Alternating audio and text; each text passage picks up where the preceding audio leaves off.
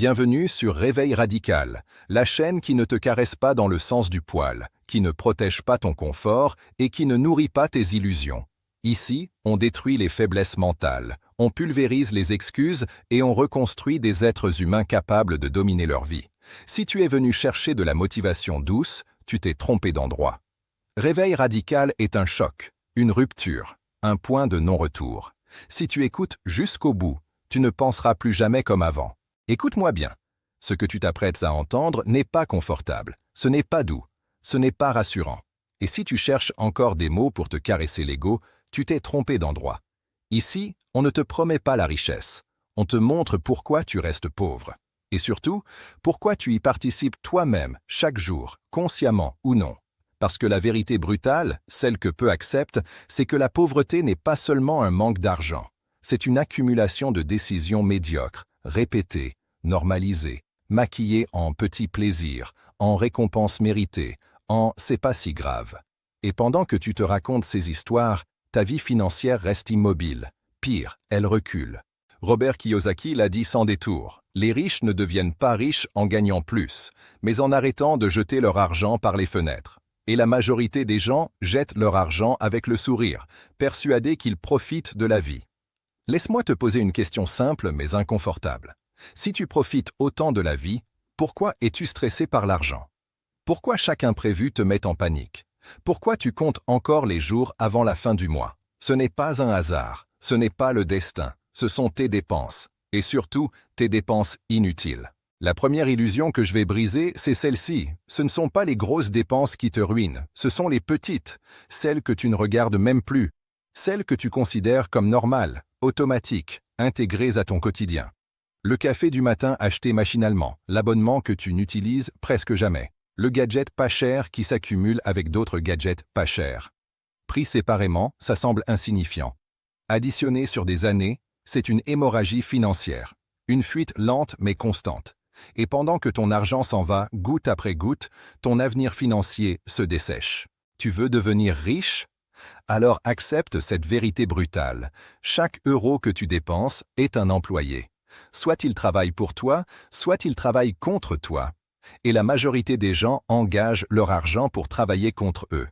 Ils le paient pour les distraire, pour les endormir, pour les faire oublier qu'ils n'ont pas construit une vraie liberté. Regarde ton téléphone. Regarde tout ce que tu payes chaque mois juste pour t'occuper l'esprit. Séries, musique, jeux, applications, plateformes. Tu payes pour anesthésier ton potentiel. Tu payes pour ne pas réfléchir. Tu payes pour repousser le moment où tu devras affronter la réalité. Tu consommes plus que tu ne construis. La première grande dépense inutile qui empêche les gens de devenir riches, c'est le besoin compulsif de paraître. Vêtements de marque, accessoires hors de prix, objets de statut social. Tout ça pourquoi? Pour impressionner des gens qui sont aussi perdus financièrement que toi. Tu crois acheter de la confiance, mais tu achètes une illusion. La vraie richesse n'a rien à prouver. Les riches n'achètent pas pour montrer. Ils achètent pour produire. Chaque fois que tu choisis l'apparence au lieu de l'actif, tu choisis de rester coincé. Tu choisis le regard des autres plutôt que ta liberté future. Et ce choix, répété, te condamne à courir après un niveau de vie que ton portefeuille ne peut pas soutenir. Deuxième poison silencieux, la gratification immédiate. Tout, maintenant, tout de suite. Tu travailles dur, donc tu mérites de te faire plaisir. Cette phrase a ruiné plus de vies financières que n'importe quelle crise économique. Le plaisir n'est pas le problème. Le problème, c'est le plaisir sans vision. Le plaisir sans plan. Le plaisir payé avec de l'argent qui aurait pu devenir un levier. Chaque fois que tu dépenses pour te récompenser au lieu d'investir pour te libérer, tu échanges ton futur contre un moment éphémère. Et ce moment passe. Toujours. Mais la conséquence reste. Regarde autour de toi. Observe les gens qui gagnent correctement leur vie mais qui n'ont rien de côté. Ils ne sont pas pauvres. Ils sont mal disciplinés. Ils confondent revenus et richesse. Un gros salaire avec de grosses dépenses, ça reste une cage dorée. Kiyosaki l'a martelé. Ce n'est pas combien tu gagnes qui compte, mais combien tu gardes et comment tu le fais travailler. Et tant que tu dépenses ton argent pour soutenir un style de vie au lieu de construire des actifs, tu travailles pour l'argent. Tu n'as aucun contrôle. Troisième dépense inutile. Les dettes de consommation maquillées en confort. Crédit pour la voiture, crédit pour le téléphone, crédit pour les meubles. crédit pour les vacances. Tu appelles ça « vivre normalement ». En réalité, tu loues ta vie à la banque. Tu travailles chaque jour pour rembourser le passé. Tu avances avec un boulet attaché à la cheville et tu t'étonnes de ne pas pouvoir courir. La dette pour produire peut être un outil. La dette pour consommer est une prison.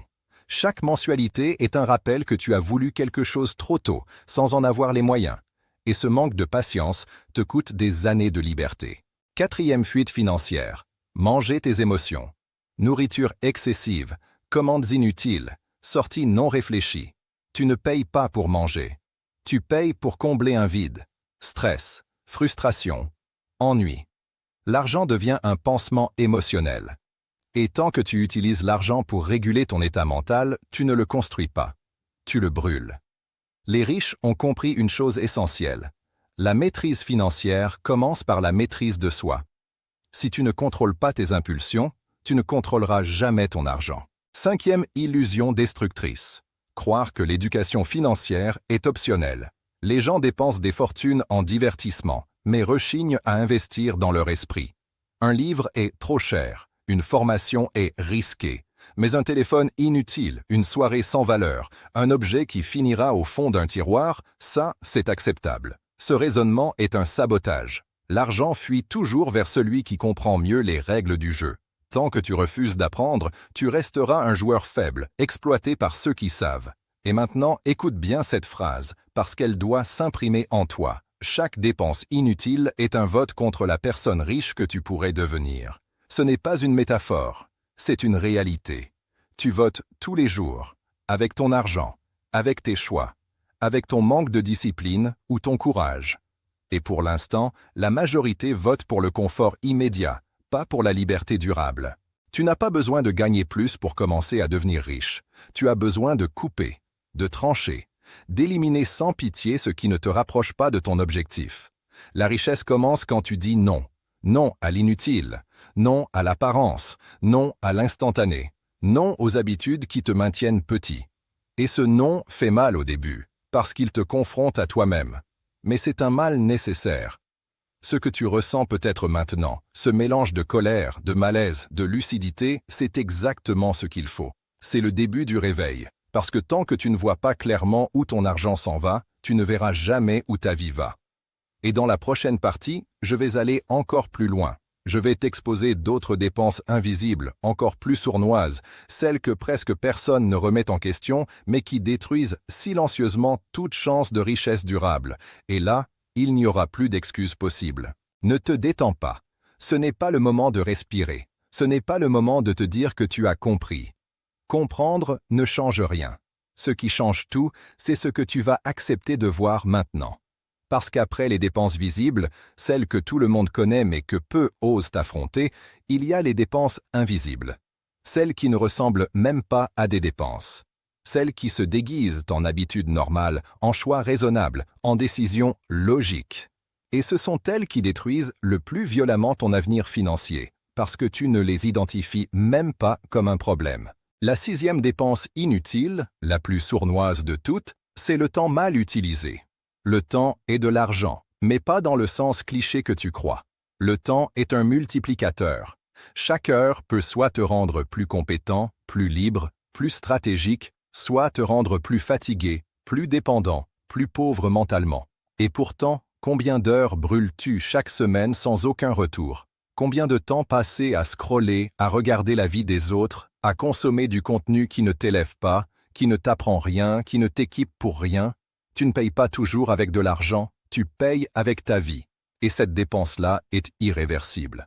Les gens veulent devenir riches, mais ils ne veulent pas changer leur rapport au temps.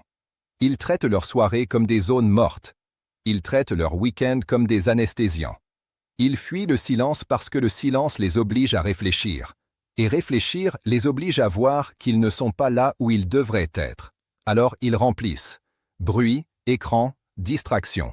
Et pendant ce temps, ceux qui construisent leur liberté utilisent ces mêmes heures pour apprendre, planifier, tester, échouer, recommencer. La richesse n'est pas une question de chance. C'est une question d'utilisation stratégique du temps. Septième dépense inutile. Rester entouré de personnes financièrement toxiques. C'est brutal, mais c'est vrai. Ton entourage façonne ton plafond. Si tu passes ton temps avec des gens qui se moquent de l'ambition, qui méprisent la discipline, qui glorifient la dépense et ridiculisent l'investissement, tu absorbes leur vision du monde. Inconsciemment, lentement, mais sûrement. Tu adaptes tes choix pour ne pas les déranger. Tu réduis tes standards pour rester accepté. Et ce compromis te coûte cher, très cher. Les riches protègent leur environnement mental comme une forteresse. Pas par arrogance, par lucidité. Combien de projets as-tu abandonnés parce que quelqu'un a dit « ça ne marchera pas » ? Combien de décisions intelligentes as-tu repoussées parce que ton entourage trouvait ça bizarre ? Chaque fois que tu sacrifies une action alignée avec ton futur pour préserver le confort social du présent, tu dépenses ton potentiel. Et cette dépense-là ne figure sur aucun relevé bancaire, mais elle t'empêche d'avancer plus sûrement que n'importe quelle facture. 8e dépense inutile. Attendre d'être prêt. Attendre le bon moment. Attendre d'avoir plus d'argent, plus de confiance, plus de certitude. Cette attente est une illusion confortable. Personne n'est jamais prêt. Ceux qui réussissent commencent incomplets, imparfaits, mal préparés. Mais ils commencent. L'inaction coûte plus cher que l'erreur. Chaque mois où tu n'agis pas est un mois où ton argent ne travaille pas, où ton intelligence financière ne progresse pas, où tu renforces l'habitude de remettre à plus tard. Et l'habitude de remettre à plus tard est l'ennemi juré de la richesse. Tu veux un exemple réel? Combien de personnes ont parlé d'investir, d'entreprendre, d'apprendre une compétence rentable pendant des années sans jamais passer à l'action? Pendant ce temps, d'autres, moins intelligents, moins cultivés, mais plus rapides, ont pris leur place. La richesse ne récompense pas la réflexion infinie. Elle récompense le mouvement. 9e dépense inutile. Confondre sécurité et stabilité. Les gens s'accrochent à des situations qu'ils n'aiment pas parce qu'elles sont stables. Un travail qui paie juste assez pour survivre. Une routine qui ne mène nulle part. Ils appellent ça la sécurité. En réalité, c'est une dépendance. La vraie sécurité ne vient pas d'un salaire. Elle vient de ta capacité à créer de la valeur, à t'adapter, à générer des opportunités. Et chaque année passée à éviter le risque intelligent est une année où tu dépenses ton courage. Et sans courage, il n'y a pas de richesse durable. 10e dépense inutile, et celle-ci fait très mal à entendre, l'ego. L'ego qui refuse d'apprendre. L'ego qui veut tout seul. L'ego qui ne demande pas conseil. L'ego qui préfère avoir raison que réussir. L'ego coûte cher. Il te pousse à répéter des erreurs. Il t'empêche de reconnaître ce que tu ignores. Il te fait croire que tu sais déjà, alors que tes résultats prouvent le contraire. Les riches apprennent vite parce qu'ils laissent leur ego à la porte. Les pauvres le défendent comme un trésor. Regarde ta situation actuelle avec honnêteté. Si tes résultats financiers ne sont pas à la hauteur de tes ambitions, ce n'est pas un problème de motivation. C'est un problème de structure, de priorité, de choix répétés. Et tant que tu ne réorganises pas radicalement ce que tu dépenses, ton argent, ton temps, ton énergie, ton attention, rien ne changera durablement. Mais voici la bonne nouvelle, et elle est puissante. Chaque dépense inutile que tu identifies est une opportunité immédiate, une fuite que tu peux colmater, un levier que tu peux rediriger. La richesse ne commence pas par un miracle, elle commence par une décision ferme. Arrêter de nourrir ce qui t'appauvrit. Et cette décision, elle ne se prend pas demain. Elle se prend maintenant, pas quand tu auras fini d'écouter, pas quand tu te sentiras prêt, maintenant. Imagine un instant que rien ne change, pas demain, pas l'année prochaine, rien. Tu continues exactement comme aujourd'hui. Les mêmes habitudes, les mêmes excuses, les mêmes petites dépenses que tu minimises parce qu'elles te rassurent. Projette-toi 5 ans plus loin, 10 ans, regarde-toi vivre dans ce futur. Même niveau de stress, même dépendance, même sensation d'être coincé. La seule différence, c'est que tu seras plus fatigué, plus amer, et avec beaucoup moins de temps pour corriger le tir. Ça, c'est le futur par défaut, celui que la majorité choisit par absence de choix. Et si cette image te dérange, c'est normal. Elle doit te déranger. Maintenant, inverse le scénario. Imagine que tu décides, aujourd'hui, pas demain, pas bientôt, aujourd'hui, de couper radicalement avec tout ce qui t'appauvrit. Pas progressivement, pas timidement, radicalement. Tu regardes chaque dépense, chaque habitude, chaque engagement, et tu poses une seule question. Est-ce que ça me rapproche de la liberté ou est-ce que ça me maintient prisonnier? Et si la réponse est non, tu tranches, sans justification, sans négociation. sans nostalgie. C'est ça, la discipline financière. Ce n'est pas de la privation, c'est de l'alignement. Les gens pensent que devenir riche demande des sacrifices énormes. En réalité, ça demande surtout d'arrêter de sacrifier son futur pour son présent. La majorité vit comme si le temps était infini, comme si les opportunités allaient toujours attendre, comme si l'énergie d'aujourd'hui serait encore là demain. C'est faux. Ton énergie décline, tes responsabilités augmentent, et chaque année où tu ne construis rien est une année de plus où tu devras travailler par nécessité, pas par choix. Kiyosaki l'a toujours martelé, la richesse est une question de mentalité avant d'être une question d'argent. Et ta mentalité se voit dans tes dépenses. Si tu dépenses comme quelqu'un de pauvre, tu penseras comme quelqu'un de pauvre. Si tu dépenses comme quelqu'un qui construit, tu deviendras quelqu'un qui construit. Ce n'est pas magique, c'est mécanique. Chaque euro que tu rediriges vers un actif, vers une compétence, vers un projet, est une brique de plus dans ton indépendance. Et chaque euro gaspillé est une brique en moins. Tu n'as pas besoin de tout comprendre pour commencer. Tu n'as pas besoin d'avoir le plan parfait. Tu as besoin d'un engagement brutal envers toi-même. Celui de ne plus te mentir. Celui de ne plus appeler plaisir ce qui est en réalité une fuite. Celui de ne plus appeler normal ce qui te maintient moyen. La moyenne est confortable, mais elle est dangereuse. Elle t'endort lentement. Et quand tu te réveilles, il est souvent trop tard. Regarde les gens vraiment libres financièrement. Pas ceux qui affichent, pas ceux qui parlent. Ceux qui ont réellement le choix. Ils ont tous un point commun. À un moment donné, ils ont décidé de vivre en dessous de leurs moyens pendant que les autres vivaient au-dessus. Ils ont accepté d'être incompris temporairement pour être libres définitivement. Ils ont dit non à ce que tout le monde disait oui. Et ce non a changé leur trajectoire. Tu veux une vérité encore plus dure? Personne ne viendra te sauver. Aucun gouvernement, aucun patron, aucun miracle. Si ta situation financière s'améliore, ce sera parce que tu auras pris le contrôle. Et si elle empire, ce sera parce que tu l'auras laissé filer. La responsabilité est totale. Et c'est une bonne nouvelle, parce que là où il y a responsabilité, il y a pouvoir. À partir d'aujourd'hui, tu dois voir ton argent comme une armée. Chaque unité a une mission. Construire, protéger, multiplier. Pas distraire, pas impressionner, pas anesthésier. Et si 1 euro n'a pas de mission claire, il est dangereux. Il travaille contre toi.